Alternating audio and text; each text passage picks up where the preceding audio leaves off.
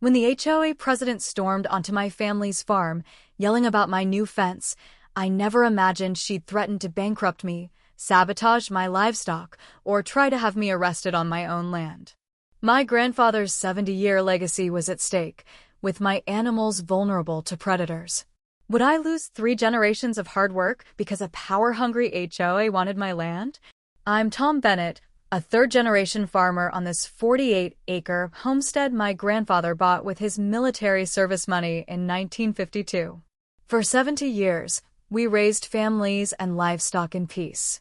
But then developers turned our quiet countryside into Willow Creek estates, bringing their rulebooks, restrictions, and a vengeful HOA president named Susan Carter. When they started building 5 years ago, I wasn't worried. My deed clearly said my property was exempt from their rules, protected by agricultural zoning. But I soon learned that people like Susan don't care about legal papers when they want something, and she wanted my family's land, no matter the cost. Last month, disaster hit. I woke to find 3 of my prize goats, worth thousands each, killed by coyotes that slipped through my old fence. Night cameras showed them easily jumping the 4-foot barrier my father built 30 years ago. With more livestock at risk and breeding season near, I faced financial ruin if I didn't act fast. The loss hurt deeply. These weren't just animals. They were part of the herd my grandfather started. For weeks, I checked my animals daily, worried they'd be next. My vet warned that coyotes would likely return. Insurance would only cover a small part of future losses. After checking county rules and confirming my property lines with surveys, I spent $88,000, nearly all my savings, on materials for a new 6-foot reinforced fence. I studied predator-proof designs, planned the layout, and hired my neighbor's son to help. The morning I started digging post holes, I felt hope, knowing my animals would be safe. That hope lasted 43 minutes. "Stop that right now," a voice shouted as a black Mercedes screeched up, kicking dust across my fence line. Out stepped Susan Carter, HOA president, with designer sunglasses and high heels sinking into my farmland. She waved a rulebook like a weapon. Section 8.3 says no structures over 4 feet without board approval. This fence is an eyesore. I calmly showed her my deed and agricultural exemption, explaining my property wasn't part of their HOA. She wouldn't look at the papers. "This whole area is under our control now," she snapped, pulling out her phone. "I'm calling a board meeting tonight. Remove this by tomorrow or face $250 daily fines, starting today." I stood firm. "Ma'am, I've lost valuable livestock. This fence is legal under county agricultural zoning." Her face turned cold. "Do you know who my husband is? He's on the county's zoning board. One call from him, and your zoning could be reviewed." I kept my voice steady, though I was angry. "That sounds like a threat." "It's reality," she said, checking her nails. "Willow Creek Estates has a vision, and your old farm doesn't fit. We've had complaints about animal smells and noise. The board is considering action against problem properties." As she left, she smirked. "The last 3 holdouts who fought us are gone. Think about why." That evening, my neighbor Frank, who joined the HOA when the development grew, called to warn me. "Tom, Susan's out to get you." But 2 board members questioned her authority over your land. She shut them down, but they weren't convinced. This gave me hope. I wasn't alone. Frank also shared a key detail. Susan had mentioned my land's value for development in a private talk before the meeting, calling it the perfect connector for their Phase 3 expansion. "Tom, this isn't about your fence," Frank whispered. "Something bigger is going on, and you're in their way." By morning, certified letters arrived, threatening legal action. Instead of giving in, I hired Emily Harper, a property dispute attorney. After reviewing my documents, she said, "Tom, your case is rock solid. Their own plans filed with the county show your land is outside their control." She wrote a cease and desist letter, and I kept building my fence, adding security cameras around the perimeter. 3 hours later, Susan returned with 2 board members and an attorney from the development company. They took photos, measured the fence, and posted violation notices on my land. When I showed them Emily's letter, Susan laughed. "We have 3 attorneys on retainer. We can drag this out until your farm fails and you sell. Is this fence worth losing everything your grandfather built?" The attorney added, "Agricultural exemptions can be challenged. We have resources." "Do you?" I didn't back down, but their confidence shook me. That night, I found they'd filed complaints with Animal Control, the Environmental Department, and even reported suspicious activity to the police. Each complaint took my time to respond, just as they planned.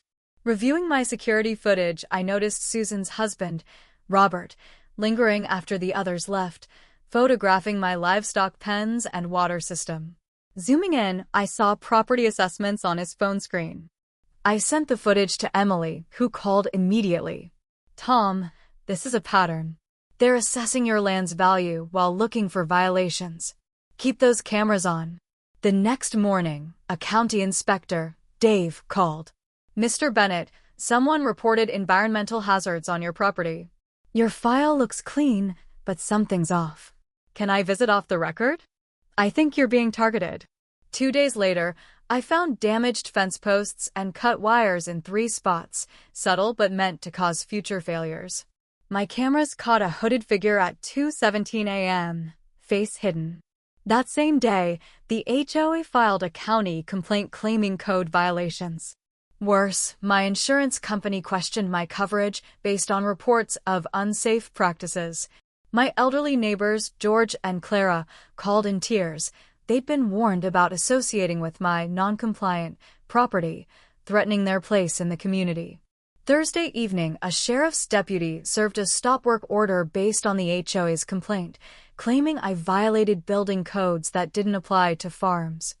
"I'm just doing my job," he said, "but this feels wrong.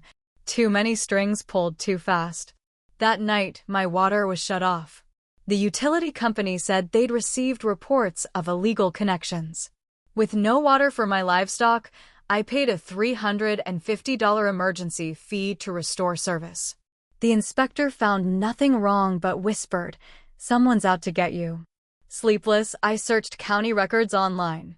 By dawn, I found proof, planning documents and emails showing the HOA's overreach on multiple properties. Susan's husband, Robert, was acquisitions director for Crestview Development Group, the company behind Willow Creek Estates. They were planning Phase 3 over my farm. The HOA was their enforcement arm for a corporate land grab. I found 6 other owners, mostly elderly or disabled, forced out in the last 18 months through harassment, selling below market value to shell companies tied to Crestview. Suspicious rezoning applications were fast-tracked, and Robert sat on the county zoning board, a hidden conflict of interest. Digging deeper, I uncovered campaign donations to officials who backed Crestview's projects, fees paid to relatives of planning commissioners, and altered environmental reports hiding wetland damage. I contacted the former owners, gave sworn statements about harassment. A disabled veteran, a former legal assistant, had saved threatening voicemails from Susan. "They threatened my disability benefits if I didn't sell," he said. His records included an email where Susan discussed maximum pressure to acquire undesirable properties. An elderly couple had recorded Robert admitting to using HOA violations to force sales. "This could spark an investigation," Emily said, excited by the audio. Emily filed a countersuit for harassment, conspiracy, property damage, and fraud. We needed more proof to stop them for good. My neighbor's son, Jake, a cybersecurity expert, set up advanced surveillance with motion sensors and night vision. "My parents joined the HOA under pressure," he said. "This is my way of helping." 3 days later, we caught Robert and another man on camera at 1:43 a.m., tampering with my fence and placing motor oil near my water supply to fake pollution. I reported the vandalism, trespassing, and framing attempt to the police, sending unedited footage. I also contacted Laura Mitchell, a reporter at the County Gazette, with proof of the HOA's overreach and corporate ties. "This isn't just a neighbor fight," she said. It's organized real estate fraud targeting vulnerable owners. The county environmental inspector cleared me of violations and confirmed my exemptions. In 20 years, he said, I've never seen such blatant misuse of regulations. He traced the complaints to Susan's cousin in the permits office, adding to our evidence. 3 HOA members contacted me, suspicious of rising fees and undocumented legal payments. We think they're using our dues to fund harassment, one said, sharing financial records. With overwhelming evidence, I attended the next HOA meeting uninvited, with Laura from the Gazette. Susan tried to have us removed, but I stood firm. Every homeowner deserves the truth, I said, projecting maps showing the HOA's legal boundaries versus their claims. Your board is targeting properties outside its power, I explained, revealing Crestview's role. They're devaluing land for corporate gain. When Susan tried to stop me, I played the footage of Robert vandalizing my property. The room exploded in anger as residents realized they'd been lied to. How many of you got random fines? I asked. Dozens raised hands. Those funds paid for legal attacks on your neighbors. Clara, my 78-year-old neighbor, stood. Mrs. Carter, you threatened to fine me $500 a day for my husband's memorial garden, saying I'd lose my home. Now I know you wanted our land for your husband's company. The HOA's financial officer admitted, I questioned payments to legal firms targeting non-HOA land. They cut me off and said it was handled. The Gazette story hit the front page. By noon, the district attorney opened an investigation, and the county suspended the HOA's permit. 3 board members resigned, claiming they were misled. Subpoenaed HOA records showed kickbacks and harassment campaigns. The sheriff personally lifted the stop work order, apologizing. Someone faked your property records, he said. We're investigating. I finished my fence the next weekend with 20 neighbors helping, including some HOA members. We wanted community, not a land grab, one said. The county commissioner visited. Mr. Bennett, your fight exposed corruption we're now fixing. Thank you. 3 more families shared HOA harassment stories, and the DA considered racketeering charges. Susan and Robert tried fleeing to Mexico, but state troopers stopped them. Crestview's CEO called an emergency meeting as their stock fell 27% in a day. Investors bailed as the scandal grew, exposing similar schemes in 3 counties. The investigation found Susan and Robert earned $75,000 per property acquired for Crestview. They faced charges for fraud, conspiracy, falsifying records, and mischief. Crestview's permits were halted, and Phase 3 was rejected. The HOA was restructured with clear boundaries and new leaders focused on community. They created an integrity committee to prevent abuses. For former owners got settlements to reclaim their homes. Others received compensation. My farm is thriving. With the new fence, my livestock is safe, and I've started a farm-to-table program that Willow Creek residents love. The HOA featured my farm in their newsletter as a valued neighbor. Standing up wasn't just about my fence, it stopped a system targeting vulnerable owners. If I'd given in, more would have lost their homes to greed disguised as community rules. 6 months later, Susan's mother visited, teary-eyed. She said Susan acted out of desperation after Robert's medical bankruptcy. Crestview promised to clear their debts for acquiring land. It doesn't excuse her, she said, handing me an envelope. Inside was Susan's apology and details of other targeted properties. I gave this to investigators, potentially saving dozens of homeowners. Susan's cooperation led to reduced charges. She now works with consumer protection agencies to spot predatory real estate. Her letter also exposed 3 county officials blackmailed into helping Crestview, sparking an ethics probe. The new HOA's guidelines, protecting historic and agricultural land, are a model for other communities. Where there was division, neighbors now stand together. My grandfather always said, good boundaries make honest neighbors. He meant moral lines, not just fences.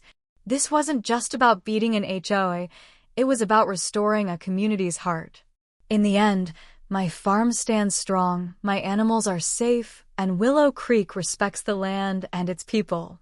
Susan and Robert face justice, their scam a fading memory.